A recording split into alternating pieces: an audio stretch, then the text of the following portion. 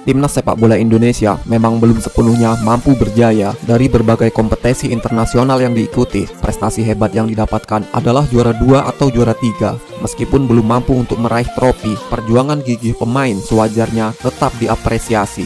Mereka bahkan rela mengorbankan semua yang dimiliki demi lambang negara di dada. Sepak bola di Indonesia menjadi olahraga yang selalu dinamis. Tidak ada patokan baku dalam dunia kulit bundar ini. Mereka yang berjaya besok dapat jatuh. Begitu juga sebaliknya. Siklus yang tak menentu membuat pemain sepak bola harus pintar dalam merencanakan karirnya. Meskipun sang pemain pernah hampir membawa juara timnas, tetap saja butuh persiapan.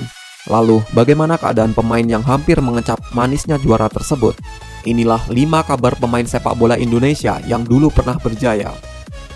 Namun sebelum masuk pada video berikutnya, silakan klik tombol subscribe dan like atau share jika kamu suka video seperti ini, agar channel ini bisa bermanfaat dan selalu eksis. Ingat, subscribe, and let's begin.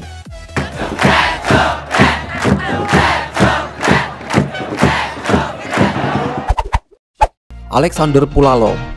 PSSI Primavera merupakan kesebelasan berisi pemain yang berlatih di Italia. Program latihan yang tergolong wah ini menghasilkan 1 trofi SEA Games dan peringkat 2 Piala Tiger tahun 2000. Pada kesebelasan tersebut ada bakat mutiara hitam yang sangat hebat. Bermain di posisi sayap kiri, Alexander Pulalo menjelma menjadi pemain hebat. Kemampuan dalam menyerang dan bertahan adalah kelebihannya. Cerita hebat pria asal Papua ini mungkin sekarang menjadi legenda saja. Pasalnya, setelah pensiun di Arema, Alex jarang sekali terdengar namanya.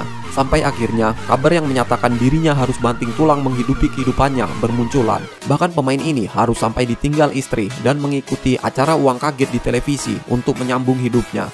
Alexander Pulalo juga pernah harus menjadi supir truk pasir pada saat itu. Ilham Jaya Kusuma. Gelar top skor saat Piala Tiger 2004 menjadi bukti bagaimana hebatnya pemain bernama Ilham Jaya Kusuma. Ilham saat itu tampil dengan sangat luar biasa, bisa dengan mudah mampu menorehkan 10 gol.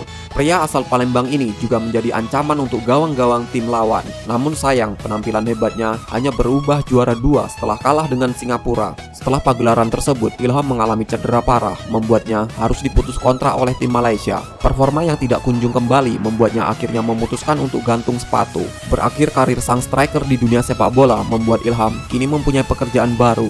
Dilansir dari striker.id, Ilham Jaya Kusuma kini menjadi pegawai di salah satu kantor Pemkap Tangerang. Ilham Jaya Kusuma runs to the bench to say thank you, coach. Firmansyah. Seperti Ilham tadi, pemain ini juga tampil hebat di lini belakang timnas Indonesia. Berduet dengan Karis Yulianto, keduanya membuat timnas menjadi tim paling sukar untuk dibobol. Namun, meski tampil gemilang, gelar juara tidak dapat dibawa ke Indonesia. Padahal saat itu sudah selangkah lagi mendapatkan gelar tersebut. Kisah suram tersebut berlanjut saat dirinya bermain di klub Liga Tanah Air. Cedera parah robek bantalan persendian membuatnya harus gantung sepatu. Setelah pensiun, Firmansyah melanjutkan karirnya sebagai mahasiswa di salah satu universitas di Indonesia. Pada tahun 2010, ia menjalani karir baru sebagai pegawai negeri di PDAM Kota Bekasi. Muhammad Nasuha. Menjadi pemain pesakitan setelah gagal juara dirasakan pula oleh pemain satu ini. M. Nasuha gagal setelah di final AFF 2010 dikalahkan oleh timnas Malaysia. Pemain yang terkenal selalu bekerja keras saat bertanding harus menangis di hadapan pendukung sendiri. Kisah pilu tersebut bertambah tatkala dirinya harus menderita cedera yang tak kunjung sembuh. Sekarang mantan pemain Persib Bandung itu mulai menggeluti posisi baru di sepak bola. Melansir dari laman Liputan 6, dirinya saat ini tengah mengelola klub sepak bola legend bernama Banten United.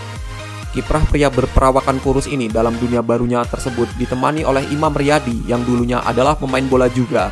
Tim Muhammad Nasuha saat ini memulai kiprah di Liga Amatir. Marcus Horizon.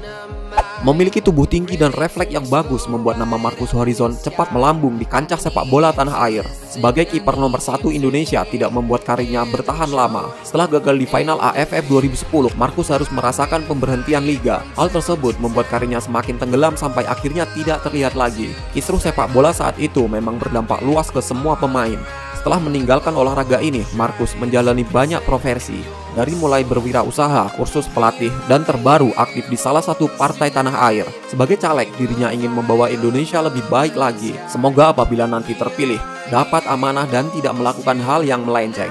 Sudah seharusnya setiap pemain sepak bola harus menyiapkan dirinya, karena apabila tidak akan berdampak untuk kehidupannya kelak. Seperti kisah Alexander Pulalo yang harus berlunta-lunta, padahal dulu merupakan pemain yang hebat. Tidak hanya pemain yang harus bertanggung jawab pasca pensiun, pemerintah juga memiliki peranan vital untuk menjamin kehidupan atletnya. Tanpa usaha kegigihan mereka, pesepak bola tanah air tidak akan dipandang dunia.